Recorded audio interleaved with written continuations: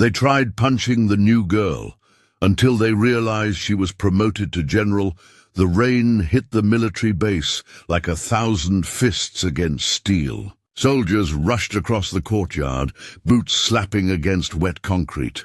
The air thick with the smell of oil. Smoke and tension. Inside the barracks, a voice barked orders. New recruit coming in today. Treat her like everyone else. No one looked up from their meal trays. But the smirks were there. The kind that said, we all know what's coming. Private Evelyn Cross. 23 stepped out of the jeep with a duffel bag slung over one shoulder.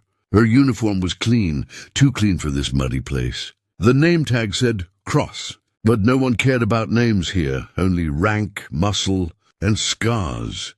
She walked through the base gates as if she had something to prove, but inside, her heart beat like a drum under fire. The first man to notice her was Corporal Jace Holloway, 6 feet of arrogance with a scar running across his chin. You lost, sweetheart, he sneered. No, she replied quietly, adjusting her bag. Just reporting for duty. The cafeteria went silent. A woman in uniform, especially one this young, was rare in this division. They didn't make space for people like her. New girl thinks she's tough, another soldier muttered. They all do. Until the mud eats them alive. Evelyn kept walking. She didn't blink, didn't flinch, but inside she could feel it, the air heavy with judgment, the whispers crawling down her spine. Night fell hard. The recruits gathered outside for what they called a welcome test. Evelyn stood in the circle of men and women, most twice her size, twice her confidence. We don't like outsiders, said Holloway, cracking his knuckles. We test them. Someone handed her boxing gloves. Someone else smirked. Just one round, Cross. Let's see if you can stand on your own. She could have refused. But she didn't, because in the military saying no meant you don't belong. The bell rang. A rusted pan struck with a stick. She blocked the first hit. Then another. Then one landed hard across her cheek. Her head snapped sideways, stars bursting in her vision, but she didn't fall. She looked Holloway dead in the eyes, jaw clenched, blood dripping from her lip. That all you got? By morning? Whispers spread. She took a hit from Holloway and didn't drop. She didn't even complain. Some started to respect her. Most didn't. The commander, a man named Major Briggs, called her in. His office smelled of coffee and iron discipline. You came from civilian intelligence, right? He asked, flipping through her file. Yes, sir. You're overqualified for grunt work. Why here? She hesitated. Because I need to learn what it feels like at the bottom before I can lead from the top. Briggs studied her. Then, with a rare, almost impressed grunt, said, We'll see if you survive long enough for that. Weeks passed. The drills got harder. The base tougher. The air meaner. Evelyn learned how to shoot, crawl, and climb through mud, while insults rained down harder than bullets. But at night, alone in her bunk, she'd stare at the cracked ceiling and whisper to herself, You don't break, you bend, you rise. She thought of her father, a decorated general who'd been disgraced for protecting his soldiers against a corrupt order.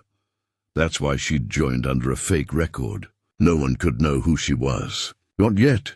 It was during a live exercise in the forest when things went wrong. The squad was ambushed during a simulation, and Holloway panicked, abandoning his unit under fire.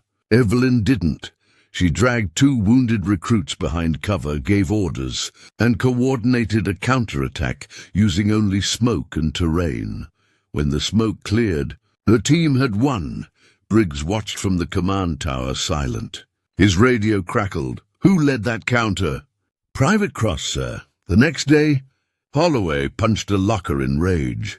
She's not even supposed to be here. Then make her leave, someone whispered. But Evelyn wasn't going anywhere, because the storm she brought with her was just beginning. Rumors are like smoke. They find cracks in everything. Someone had gone digging into Evelyn's records. Someone noticed things that didn't add up. A transfer with no listed officer's signature, a security clearance too high for a private, a redacted page in her file. By breakfast, whispers followed her down the hall. "You hear about Cross? She's not who she says she is." Holloway smirked across the mess hall. "Told you, she's hiding something." Evelyn ignored it. But when she stepped outside, Major Briggs' week was waiting. "In my office, now." She stood at attention in front of Briggs' desk. The window behind him overlooked the training field, where soldiers shouted over the wind. "You lied on your enlistment form," he said. "Yes, sir," she replied. "You understand that's a federal offense?" "Yes, sir." Briggs leaned forward. "So why shouldn't I throw you out right now?" She took a breath, steady, unflinching, because the only way to fix a broken system is from inside it. He frowned. "You sound like your father." The air froze. He knew. "You think I didn't recognize that name the second you walked in here?" Briggs said quietly. "I served under General Cross. He was a good man. They ruined him." Her throat tightened. "He believed in you, sir." Briggs stared at her, something old and painful flickering behind his eyes. Then he said, "You stay quiet. You stay smart. And you earn your place. That's an order." That night, during tactical training, Holloway snapped, "You think you're better than us? Hiding behind fake names and fake pity?" He shoved her. She didn't move. "You want to prove something?" she said. "Then fight me fair." The ring formed again, but this time the crowd wasn't laughing. This time they watched. Holloway swung first, fast, angry, blind. Evelyn blocked, ducked, moved with precision. Each motion clean, surgical, trained beyond her supposed rank. Then she landed one solid hit, not brutal but controlled. He hit the ground, gasping for air. She didn't gloat. She just said, "You wanted to see if I could fight. Now you know. Let's get back to training." No cheers, no applause, just silence. Because for the first time they didn't see a girl, they saw a leader. The next day an unexpected call came from command, a live combat drill, joint base operation. High stakes, no safety nets. Briggs' unit was to lead. Evelyn's team was on point. The scenario: infiltrate, extract, survive. Halfway through, the simulation turned real, an explosion. Not planned. Smoke, chaos, screams. A supply truck had caught fire near live ammunition. Evelyn didn't hesitate. She ran into the flames, pulled out 3 trapped soldiers, then coordinated a line to contain the blast using sand and extinguishers. Her uniform burned. Her hands blistered. But the base, and everyone in it, survived. Later, in the infirmary, Briggs stood by her bed. "You disobeyed direct retreat orders," he said quietly. "Yes, sir." "You also saved 37 lives." "Yes, sir." He gave a rare smile. "Your father would have been proud." 3 days later, a black car arrived at the base. 2 officers stepped out, insignia shining like mirrors. Everyone stopped what they were doing. The taller one, a colonel, looked around and asked, "Where is Acting General Evelyn Cross?" The base went dead silent. Holloway's jaw dropped. "General," he whispered. Evelyn stepped forward, bandaged hands at her sides. "That's me, sir." The colonel nodded. "You've been reinstated under presidential order. Field promotion confirmed. You're now commanding this base."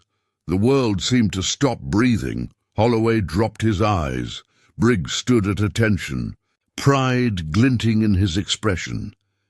Evelyn looked around the courtyard, at the people who doubted her, hit her, tested her, and said softly but clearly, "Now, let's rebuild this place into something worth fighting for."